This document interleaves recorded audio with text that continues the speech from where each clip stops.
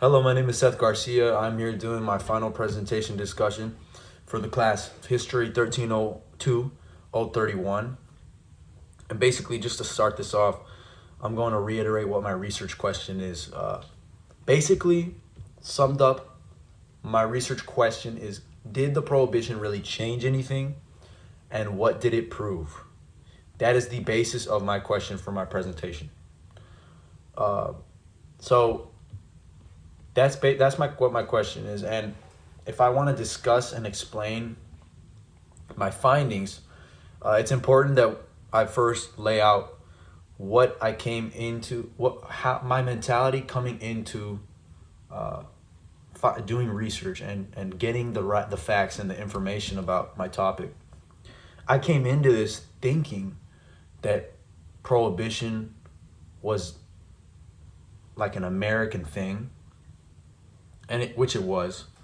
I also thought, this was not something that, I had knowledge of the prohibition, but I did not think it was, anything global. I didn't think this was like a global thing. Everyone's doing this.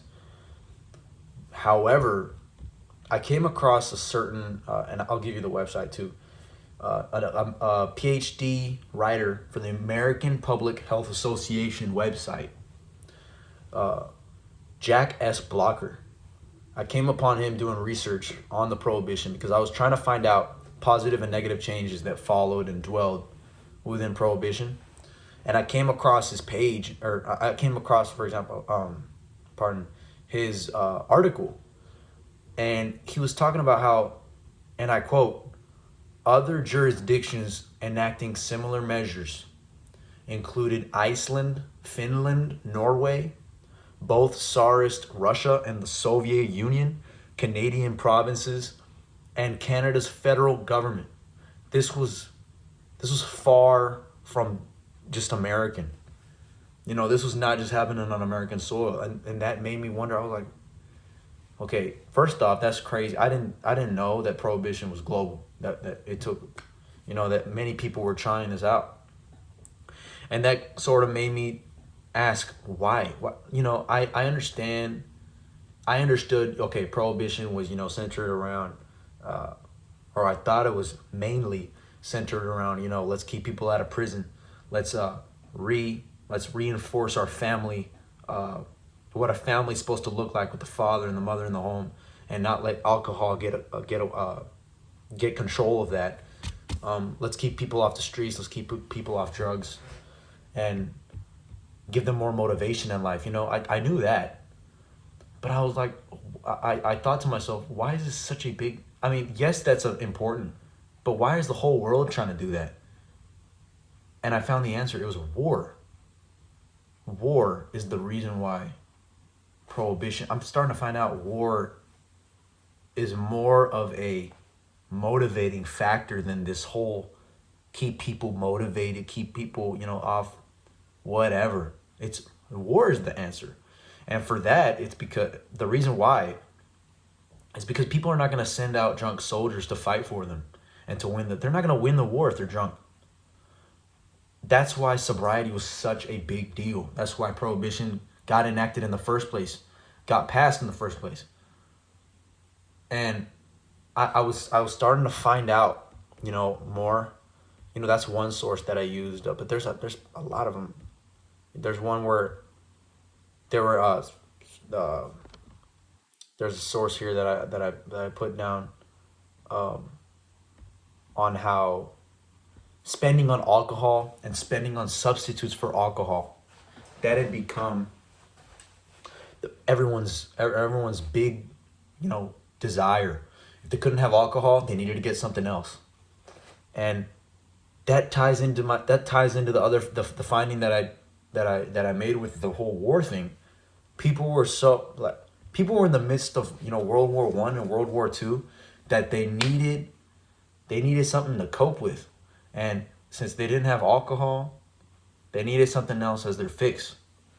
And that quote I got from Mark Thornton's Cato Institute article, Alcohol Prohibition Was a Failure, July 17th, 1991. how spending on alcohol and spending on substitute for alcohol, that became like people's big desire, basically. And it made sense because if you're in war, you know, no one could drink, no one could have booze. They had to exert their desires on something. And that's why the prohibition was failing, because not only was it hard for people to resist, but it's harder for you to resist something when you're going through it. War takes a toll on the body. War takes a toll on the nation, the city, the families in the city, you know. And when you don't have any way to exert your energy and you're exerting everything on war, how does your mind feel? You need something to take your mind off it. And some of these soldiers, they relied on alcohol. So when they took it, it drove them crazy, including the families of the soldiers who had to deal with them leaving their kids and their wives. You know, that's exactly how. That's why this whole thing makes sense. It's more than just let's keep people off the streets, you know. And those are the sources that I used. And in conclusion, my observations are just that the answer was war. And I had no idea. I had no idea it was war that was channeling everyone's energy into other products that will get them high or get them more relaxed instead of alcohol. And that's why it failed, because people were making things illegal that shouldn't have been made illegal in the first place. What if you got somebody who's fighting in the war, and he's been an alcoholic, and there are literal studies that show that if you're an alcoholic, any drug, any substance that you use, if you use it for so long, your brain, your body becomes used to it and not only craves it but needs it to survive. You will literally die if you don't have that substance. That's gonna kill them. And I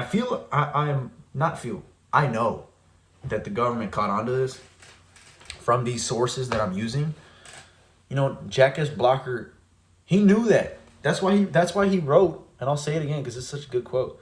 That's why he said that concern over liquor, or not Jackass Blocker. Jackass Blocker had the same idea, but there's another man that I quoted, quoted and got information off of, Ian Tyrell. He's a writer involved in bringing awareness to the fight against liquor. He wrote in the website Historical Social Publishers article, Prohibition, American Culture Expansion and the New Hegemony in the 1920s, an Interpretation, 1994. That is the website that I used, okay? He was saying how concern over liquor consumption was thus not a purely American aberration. It was part of an international movement. This right here is proof. This right here is proof that war was the motivation. War. And it was just shocking to me that's what my paper expressed, but that I'm still trying to figure out. And I'm glad that I used the sources that I used, because I wouldn't have found that out otherwise. How has my research challenged previous historical studies? I'll tell you this. Historical studies want to point the prohibition to keeping the family connected, keeping the family connected, keeping people out of jail. People thought this was the big this would fix all of their problems. So if they eliminate alcohol, they have a much easier life, which was false. And lastly, there was a lot of religious tension going on.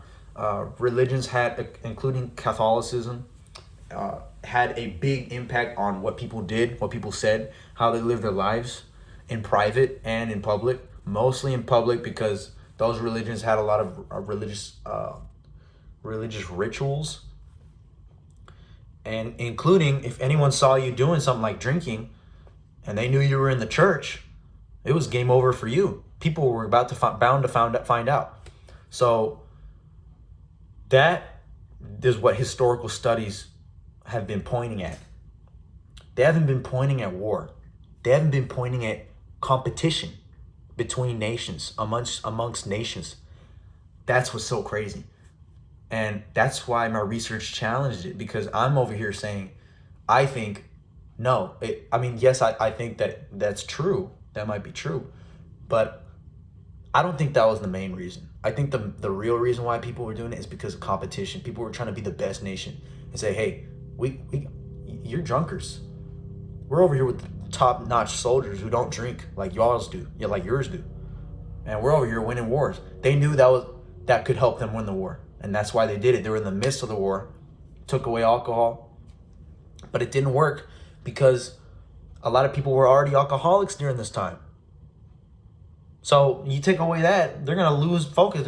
All the soldiers are gonna lose focus. All the soldiers are gonna have reactions to it, including the families. That's why my research challenges previous historical studies. How did my research support or refute previous historical arguments? Already said that. Are there any shortcomings in your research? If so, what and how could you readdress them? I don't think there's any shortcomings in my research. I think that I have a different perspective than most people would. That doesn't necessarily make it a shortcoming. I think it benefits society, not society, but benefits the study of what this was all about. And yeah, there's no shortcomings in my research. I'm looking at what everybody else is saying, and I'm realizing that was not the case. That was not the main case. And it's really smart of the government to make it out to seem that way. But I'm starting to catch on as I'm doing more research on this, because this is pretty interesting. I'm starting to catch on how much war played a part in the Prohibition. But anyway, those are my examples. And the sources that I used, I'll reiterate them again. The sources that I used today for my final presentation video is Jackass Blocker's American Journal of Public Health article, Did Prohibition Really Work? Alcohol Prohibition as a Public Health Innovation, 2011. Ian Tyrrell's Histoire Sociale Publishers article, Prohibition, American Cultural Expansion and the New Hegemony in the 1920s and Interpretation, 1994. And I use Ian Tyrrell through the whole thing. Oh, and I also used Mark Thornton's Cato Institute article, Alcohol Prohibition Was a Failure, end quote, July 17th, 1991. Thank you very much and have a good day.